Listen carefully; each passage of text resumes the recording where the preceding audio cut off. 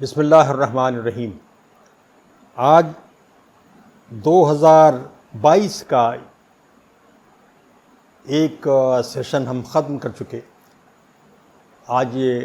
دوسرے سیشن کا ہم آغاز کر رہے ہیں۔ اس کا سینٹرل تھیم بنیادی طور پر سویلائزیشنل اسلام ہے، اور آج کا یہ پہلا ایپیسوڈ اس کا موضوع ہے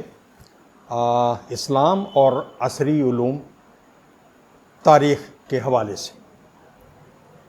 دوستو، یہ بات ہم جانتے ہیں کہ جس معاشرے کا آج ہم حصہ ہیں، جس سوسائٹی میں ہم رہ رہے ہیں، بنیادی طور پر یہ سوسائٹی اور اس کی خد و خال، اس کی تشکیل میں جدید علوم یعنی سیکولر علوم کا بہت بڑا کنٹریبیوشن ہے۔ دوسرے الفاظ میں ہم یہ کہہ سکتے ہیں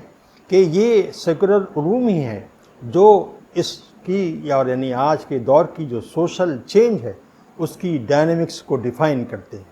یعنی یہی ڈائنامکس ہے جو کہ کسی سوسائٹی کو جزوی طور پر یا کلی طور پر تبدیل کرنے کے سلسلے میں جو ایفرٹس کیے جا سکتے ہیں، اس میں یہی ڈائنامکس رول پلے کرتی ہے۔ یہ بات تو ہمیں اندازہ ہونا چاہیے کہ ماضی میں جب اسلام کے دور اول میں، بلکہ دور اول کے بجائے میں یہ کہوں کہ پچھلے 100-150 سال کے دوران اسلام کی بنیاد پر جو سوشل چینج لانے کی کوشش کی جا رہی ہے، اس میں میرا اندازہ یہ ہے، اور شاید اس بات سے آپ اتفاق کریں گے، کہ ان تمام کوششوں میں ہمیں کہیں ان علوم کا، جدید علوم کا یا عصری علوم کا کوئی رول یا کسی رول کی کارفرمائی ہمیں نظر نہیں آتی، بلکہ شاید میں یہ کہوں کہ یہ احساس بھی نظر نہیں آتا کہ اس ممکنہ چینج کے اندر جو ہم فورسی کرتے ہیں اس میں ان علوم کا کوئی رول ہو سکتا ہے۔ یہ ایک بڑی اہم بات ہے، اور اس کا مطلب یہ بھی ہوا کہ اس وقت کی جو سوشل ڈائنامکس ہے، جو سوشل چینج کی جو ڈائنامکس ہے، ہمارا یعنی ان لوگوں کا جو کہ اسلام کی بنیاد پر تبدیلی چاہتے ہیں سوسائٹی کے اندر، ان کا خیال یہ ہے کہ شاید ان کا رویہ بلکہ یہ بتاتا ہے کہ اس کا کوئی رول نہیں ہے۔ یہ بات بڑی عجیب و غریب ہے۔ صورتحال یہ ہے کہ جدید علوم جو ہمارے سامنے ہیں، ہمارا رویہ ان کے تئیں بڑا کرٹیکل قسم کا ہوتا ہے۔ ہم ان کے اوپر نقد کرتے ہیں، لیکن یہ بھی ہوتا ہے کہ ہم ان سے مستفید بھی ہوتے ہیں اور ان کو اڈاپٹ بھی کرتے چلے جاتے ہیں۔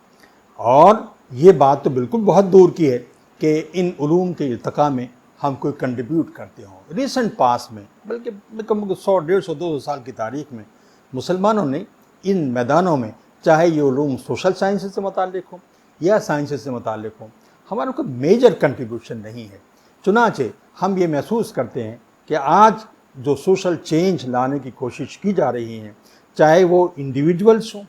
یا آرگنائزیشنل ایفرٹس ہوں یا کوئی اداروں کی شکل میں یہ کوششیں ہوں، ان کے ہاں یہ فکر پائی ہی نہیں جاتی کہ جدید علوم کا کوئی رول ہو سکتا ہے یا کوئی ممکنہ رول ہے معاشرے کو تبدیل کرنے میں۔ یہ ایک بڑی عجیب غریب آبزرویشن ہے، لیکن بہرحال ایک آبزرویشن ہے۔ یہ بات بڑی انٹرسٹنگ ہوگی کہ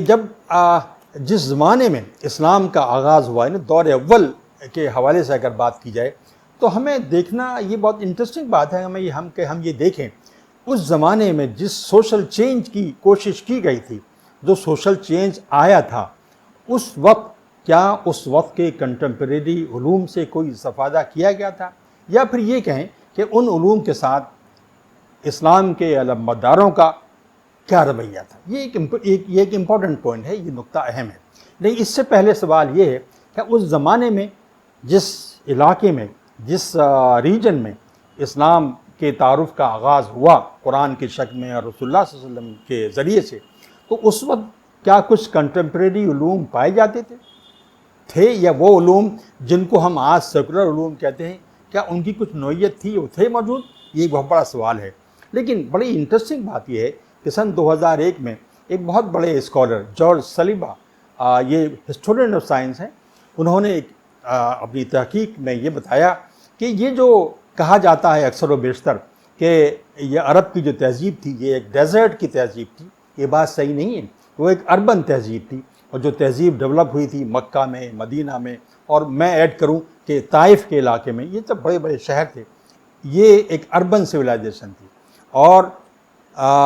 جارج سلیبے کا آبزرویشن یہ ہے کہ ان علاقوں میں اسٹرانومی اور میڈیسن میں جو ارتقاء ہوا تھا یا جو مقام تھا ان علوم کا،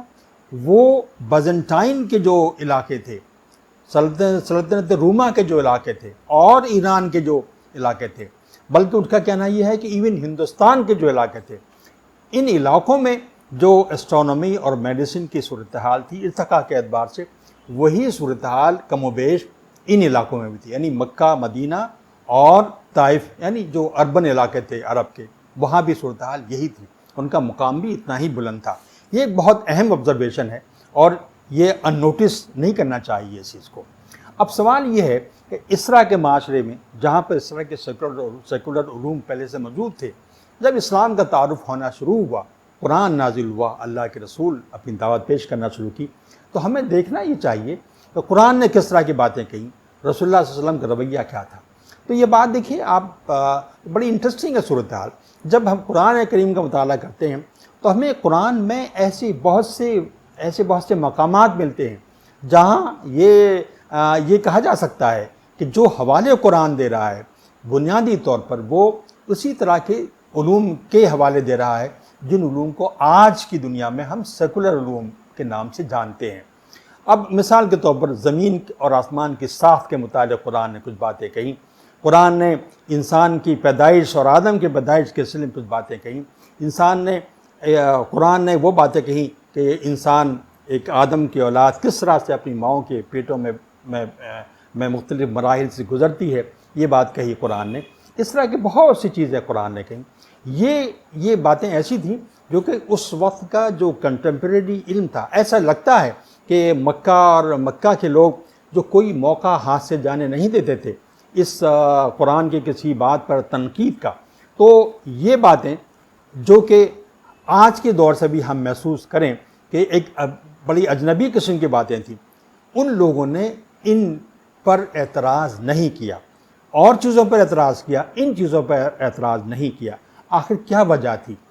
ایسا لگتا ہے مجھے کہ جو جارج سلیبے کا جو اسرشن ہے کہ اس زمانے میں وہاں کے عوام اس طرح کی باتوں سے بالکل نابلد نہیں تھے، بلکہ اس طرح کی چیزیں وہاں ایک عوام کے اندر یہ ایک موضوع تھیں، لوگ سوچتے تھے، غور کرتے تھے۔ اور جب قرآن نے کچھ باتیں اس طرح کی کہیں، جیسے اجرام فلکی کے یہ بات کہنا کہ وہ فضا میں تیر رہے ہیں، تو یہ اس طرح کی بات، یہ چیزیں پہلے سے کسی نہ کسی شکل میں پائی جاتی تھیں۔ یہ ڈسکشن شاید وہاں پہ کسی شکل میں، ظاہر ہے بہت ابتدائی شکل میں ہوئے ہوں گے، لیکن بہرحال ہوئے تھے۔ قرآن کریم کی اور چیزیں بھی دیکھیں، مثال کے طور پر جب ترکے کی تقسیم کی بات آتی ہے تو ترکے کی تقسیم کے سلسلے میں جو ارتھمیٹک بیان کی گئی ہے، یہ ارتھمیٹک کسی بالکل آرڈنری آدمی کے بس کی نہیں ہے اس کے طریقے سے تقسیم کرنا۔ کچھ نہ کچھ نو ہاؤ، کچھ نہ کچھ نالج ارتھمیٹک کی، حساب کی، ریاضی کی کچھ نہ کچھ رہی ہوگی، اسی بنا پر لوگوں نے اس کو سنا اور اس کے حساب سے عمل کیا ہوگا۔ تو میرا کہنے کا مطلب یہ ہے کہ قرآن کریم جس زمانے میں نازل ہوا اس علاقے میں، وہاں پر ایسے علوم جن کو آج ہم اسٹرانومی اور آج ہم میڈیسن یا ارتھمیٹک کہتے ہیں، وہ کسی نہ کسی بالکل ابتدائی شکل میں صحیح وہاں موجود تھے، پائے جاتے تھے، اور یہی بات جارج سلیبا نے اپنی اس کتاب میں ثابت کی ہے کہ ایسا تھا، ایسا موجود تھا۔ سیکولر علوم اس زمانے میں موجود تھے۔ اب سوال یہ ہے کہ ان سیکولر علوم کا حوالہ قرآن کریم نے دیا، مختلف اپنے خاص انداز میں دیا، اور اس کا مطلب یہ ہوا کہ قرآن نے اپنی دعوتی پورے مشن کے اندر ان علوم کو استعمال کیا، جو خود یہ قرآن بھی پیش کر رہا تھا اور وہاں پہلے سے موجود تھا۔ قرآن نے اس طرح کی باتیں کہیں جن کا فائدہ اس کے جو پریزنٹر تھے ان کو ہوا، اور اس سے یہ ثابت بھی ہوا، میرا خیال ہے کہ میں نے بھی اپنے ایک مضمون میں کہ سائنس اسلام کا ایک داخلی اسلامی علوم اسلامیہ کا ایک داخلی موضوع ہے، تو یہ بات میں نے ایک مضمون میں کہی ہے کہ بالکل انہی چیزوں کی مثال دیتے ہوئے، تو مطلب کہنے کا یہ ہوا کہ قرآن نے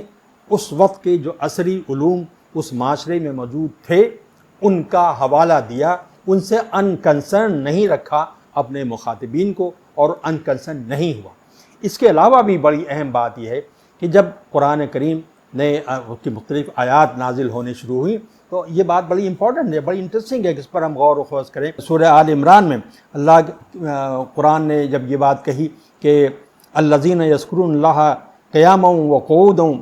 وعلی جنوبہم ویتفکرون فی خلق السماوات والارض، یعنی یہ ان بندوں کی، ان افراد کی تعریف بیان کی اللہ تعالیٰ نے جو کھڑے بیٹھے لیٹے اللہ کا ذکر کرتے ہیں اور ساتھ ساتھ وہ زمین و آسمان کی ساخت پر غور و فکر کرتے ہیں۔ یعنی یہ اس کریکٹر کا جو قرآن بنانا چاہتا ہے، یہ دو پہلو ہیں، اور یہ دو پہلو الگ الگ نہیں ہیں بلکہ سائملٹینیس ہیں۔ اگر کوئی اس کمیونٹی میں جو بن رہی تھی اس میں اگر کوئی کائنات پر اس کے جو فینومینا ہیں ان پر غور و خوض کرتا ہے تو وہ ساتھ ساتھ ذاکرین میں بھی شامل ہے، وہ اللہ کا ذکر بھی کرتا ہے، اور جو ذاکرین ہیں وہ کائنات پر غور و خوض بھی کرتے ہیں۔ گویا کہ یہ کریکٹر ایسا ڈیولپ کر رہا تھا قرآن، جس میں دونوں چیزیں ساتھ ساتھ ایگزسٹ کرتی تھیں، اور یہ سیکولر علوم میں گویا ایک ایسے گہرا تعلق تھا ان کی روحانی علوم کا جو کہ قرآن نے پیش کیے تھے اور اپنے ماننے والوں کو بتایا تھا کہ ان کو فالو کریں۔ اسی طریقے سے اللہ کے رسول نے جب وہ مشہور بات کہی کہ مجھے حقائق، جو اشیاء کی حقائق کا علم عطا فرما، یہ ایک تمنا تھی اللہ کے رسول کی، وہ بتانا چاہتے تھے کہ ان کی خواہش تھی کہ اشیاء کا جو علم ہے، اشیاء کی جو حقیقت ہے، مجھے اس کا علم عطا کر۔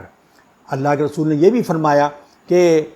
مومنین کو کہ جہاں کہیں بھی جائیں، جہاں کہیں بھی ان کو حکمت کی کوئی کلمہ ملے، حکمت کی کوئی بات ملے، اس کو وہ سمجھیں کہ ان کی میراث ہے، اس کو اڈاپٹ کر لیں۔ اس کے علاوہ سینکڑوں جگہوں پر قرآن کریم نے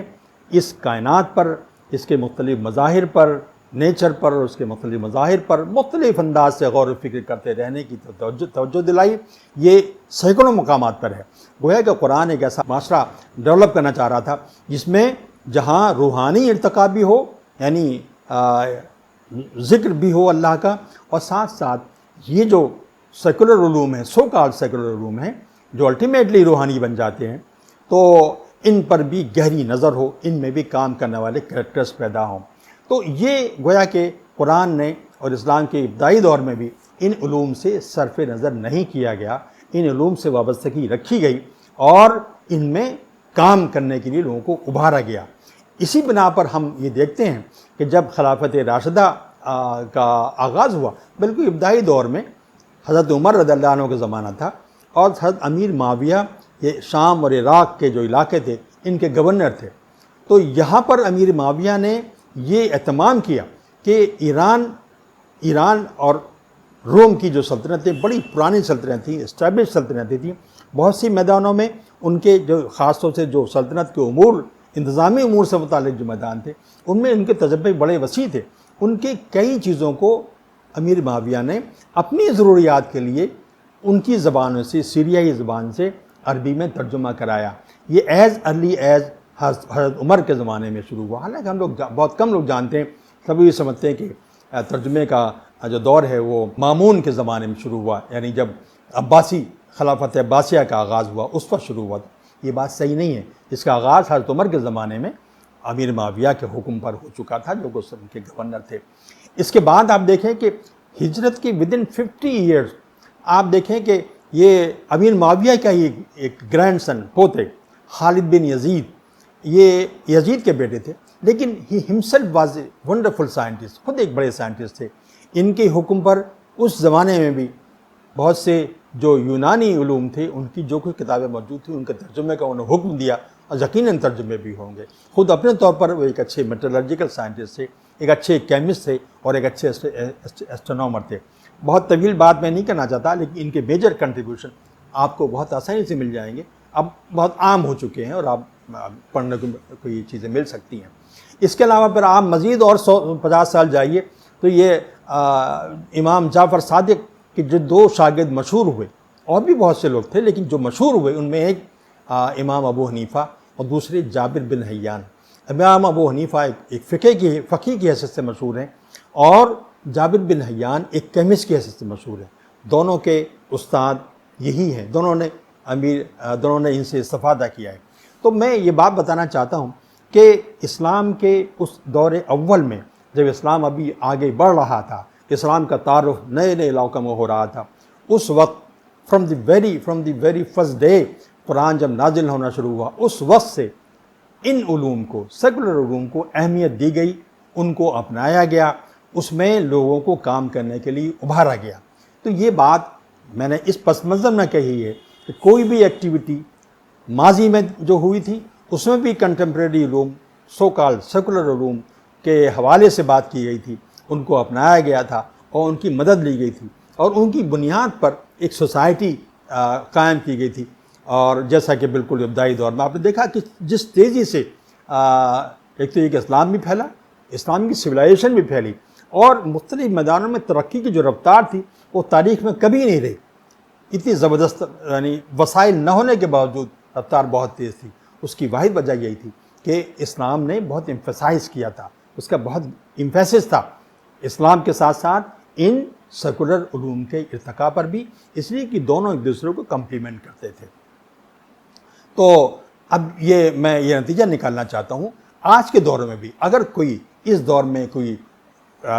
تبدیلی ہمارے پیش نظر ہے، اسلام کی بنیاد پر ہم کوئی سوشل چینج چاہتے ہیں، تو ہم کنٹمپریری سیکولر علوم سے صرف نظر نہیں کر سکتے، ان کو ہم درکنار نہیں کر سکتے، اس میں انٹرسٹ لیے بغیر، ان میں کام کیے بغیر اور ان کے اس علم کو جانے بغیر ہم کوئی بہت مؤثر رول پلے نہیں کر پائیں گے سوشل چینج کے اندر۔ دوستو، میں یہ جو آج کا پہلا ایپیسوڈ ہے، یہ اصل میں آئندہ ہم پوری جو تاریخ ہے، تاریخ اسلامی تاریخ، جس میں اس طرح کے نہ صرف پولیٹیکل ڈیولپمنٹ ہوئی ہے، بلکہ یہ جو سوشل اور انٹلیکچوئل اور سائنٹیفک گروتھ ہوئی ہے، ان تمام کا احاطہ کرنے کی کوشش کریں گے۔ یعنی کہ گویا کہ تہذیبی جو ارتقاء ہوا ہے from the very first day, یعنی مدنی دور سے اور پھر آخر تک، اس کا ڈکلائن کیوں ہوا، کیسے ہوا، کس طرح ہوا، تو ان سب کا احاطہ کریں گے اس سیزن میں۔ جو ہمارے پاس جو ایپیسوڈس ہیں وہ انہی طرح کے موضوعات پر مشتمل ہوں گے۔ امید ہے انشاءاللہ کہ اس کے نتیجے میں ہمارا یہ بنیادی سوال کہ آج کے دور میں اگر کوئی سوشل چینج واقعی مطلوب ہے تو کیا ہم